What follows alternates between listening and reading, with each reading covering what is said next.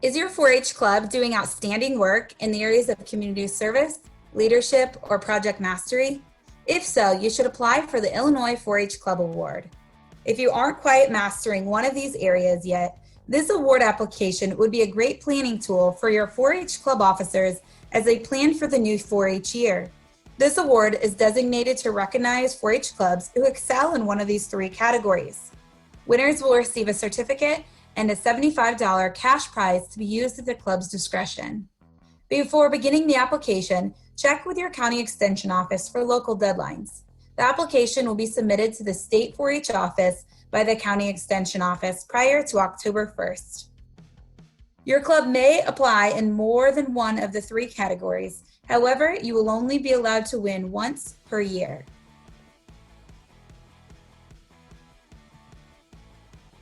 Now let's take a look at the application. It can be found on the 4-H website under Awards, or you can contact your local extension office for a copy of it.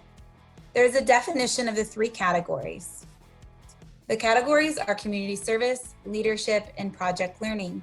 You can select any or all of the three to apply for your club.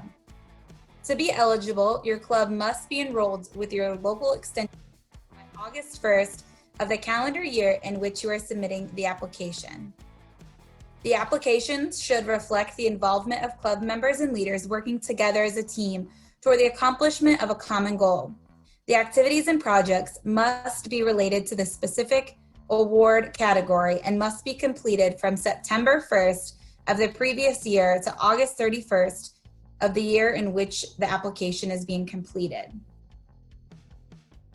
It also talks about the different pages, so if you get stuck on one of the other pages, refer back to this for more details on the different pages of the application.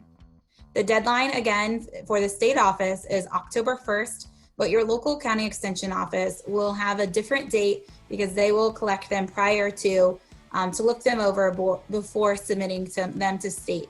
So make sure you talk to them about when the application is due. In order to be eligible to apply for a state level award, the application must receive at least 90 points.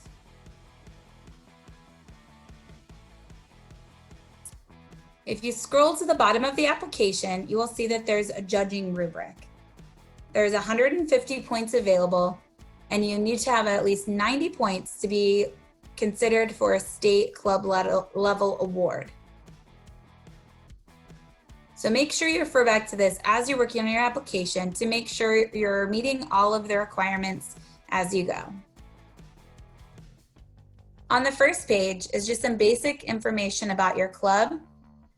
You'll also need contact information for one of the adult leaders of the club and one of the 4-H members who is a leader in the club and working on this application. On the right-hand side, you'll see a place where you can indicate which award area your club is selecting to apply in. Also, don't forget, you need to check with your county deadline to make sure that you get it turned in locally in time. At the bottom, you'll see you need a few signatures. A 4-H youth must sign it, an adult must sign it, an extension staff member. So make sure you get the application done in enough time to be able to get all of the required signatures that you'll need. Section 1 is club information. If we refer back to our rubric on the back, you'll see that 1 point is given for each yes, and other points as determined by judges as to the relevance of the responses within the text box. This section is worth 25 points, and this is more about the club information. You'll go ahead and get started by typing in your club name. In the next section, you'll type in goals. My recommendation is that you use SMART goals when setting goals for your club or personally throughout the year. SMART goals are defined as specific, measurable, achievable, relevant, and time-based. So you'll really want to think through these goals and how you can go about accomplishing them throughout the year. As you work through this application, in the left-hand side, you'll either put a Y for yes or an N for no in the box provided. It's okay if not all of these are considered yes. Each yes will be given 1 point. Make sure you take a look at all of the different text boxes that might appear to the right or below the question. Make sure you're not skipping this section. The next text box we have is for number of meetings or events that were held throughout the year. So if we had 12 monthly meetings, we would type in 12. You may have more than that or less than that, depending upon how many meetings or events your club held throughout this year. Keep in mind, your club may count some of your virtual events. Talk to your club leader if you need a little clarification on this. In the next box, we want to know how members were recognized if new members were welcome or recognized in a public manner at your club.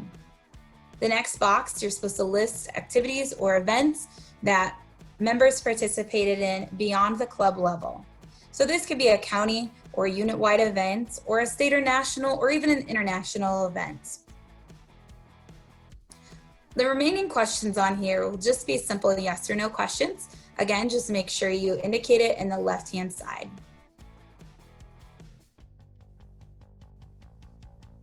Section 2, award category information. You will need to fill out this section for each award category that you are applying in. It can be an essay up to 3 pages, and there are some requirements listed here. It can be no smaller than Times New Roman 11 point font, and margin should be a minimum of 1 inch on all 4 edges. This is for printing and judging purposes. On each of the pages, I would like you to include the club name and the ward area you're applying for, in case some of them get mixed together. Again, any information on these pages should be between September 1st and August 31st of the program year the application is being submitted. You'll see that there are some writing prompts that should be included within that 1 to 3 page essay. Make sure that you cover each of these areas, because if you scroll down to your rubric, you'll see that that is the bulk of the points for this application, and you will be scored accordingly. So make sure you double check this and maybe have some of your peers or your club leaders look this over for you as well. Award focus. So this is going to be the portion that you talk about the different activities that you did in your club and why you selected this. This area is going to be worth 30 points. The next one is division of leadership. That's describing some of the different responsibilities, and that one's going to be 40 points. Resources. This is the creativity and effectiveness in relation to the development and use of available resources. So you're going to tell us how you did it and using what resources. The next one is the results for the club. We'd like you to illustrate the impact on club members.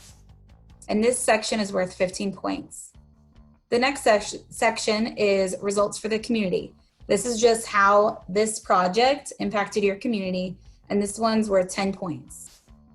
The next section is evaluation, and this is where you can summarize and write up how the event went.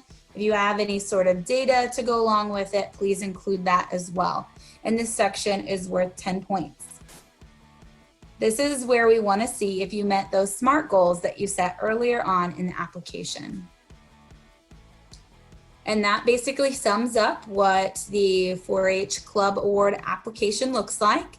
If you have any questions, again, talk to your club leaders, your county extension agents, or you can contact Katie Dutzman at the State 4-H office at pilcher3@illinois.edu. Again, that's pilcher3@illinois.edu. We commend you on all the work you've done in your 4-H club this year, and we wish you the best of luck. Remember to set SMART goals as you start planning your next 4-H year so you can continue to be successful within your